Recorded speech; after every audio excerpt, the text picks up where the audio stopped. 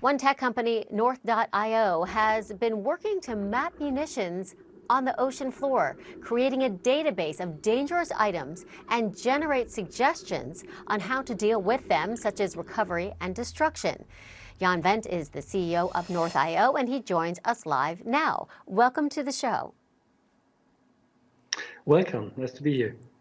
So are you, in essence, professional bomb hunters? What does it mean to actually map and digitize the sea? And why is it important to know what lies deep in the ocean? No, fortunately, I'm not one of the guys who has to dive down there and to dismantle this kind of bombs. I'm actually myself, I'm a geographer. So coming from the perspective of geodata, of spatial information. And I had the chance actually to do some kind of an internship in the bomb disposal unit of our governmental services. And there I realized how big the problem of ammunition in our ocean really is. And we started with a company to build a cadastre, a system for mapping this problem of ammunition in our oceans worldwide.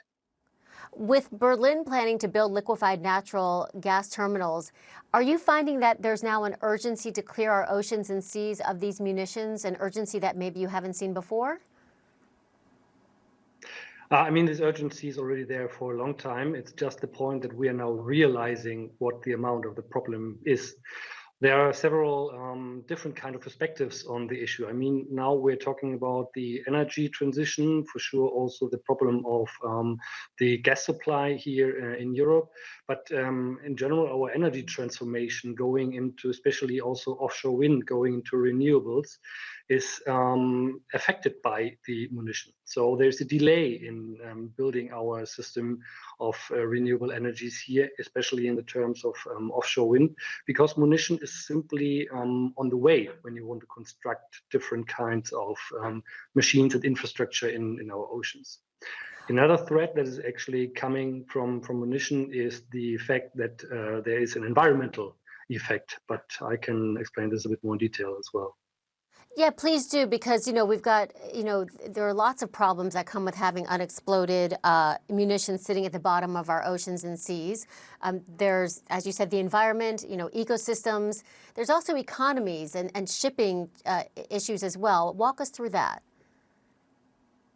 For sure. The environmental problem, that's something we understood in the last 10 years. So there was different kinds of research activities conducted now, especially also in the European waters, where we try to understand what's the effect of corroding munition to the environment.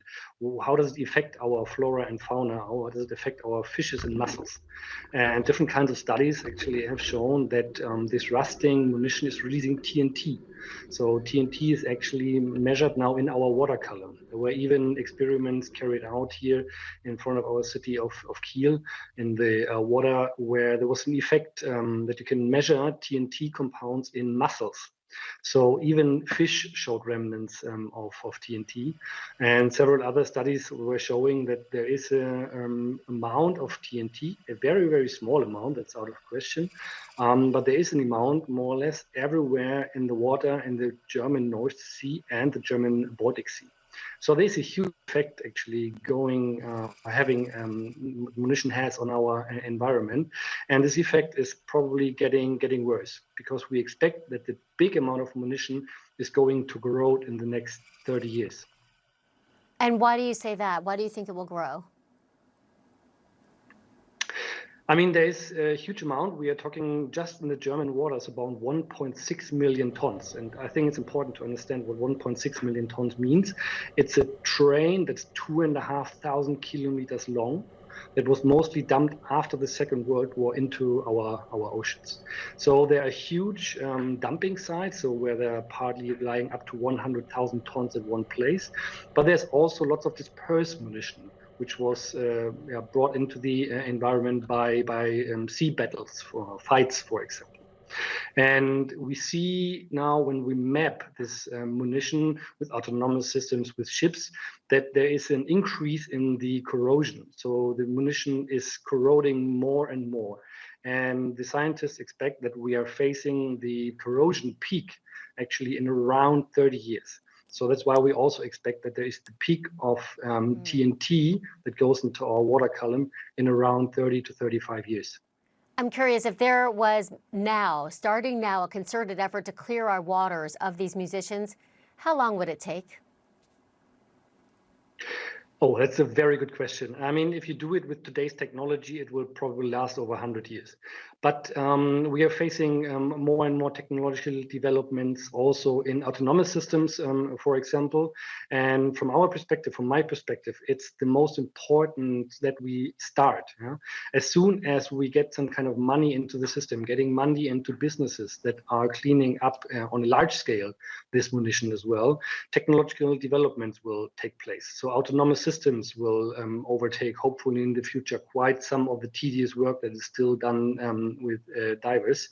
And this will also then make us faster in our energy transition, because everywhere, really every piece where you want to build infrastructure in the sea surface, you have to check for munition compounds. There was even now the case that in the States, where you started to build offshore wind industry, also in front of New York, 7 munition pieces were found in this offshore wind park.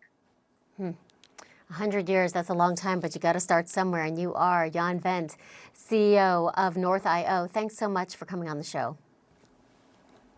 You're welcome.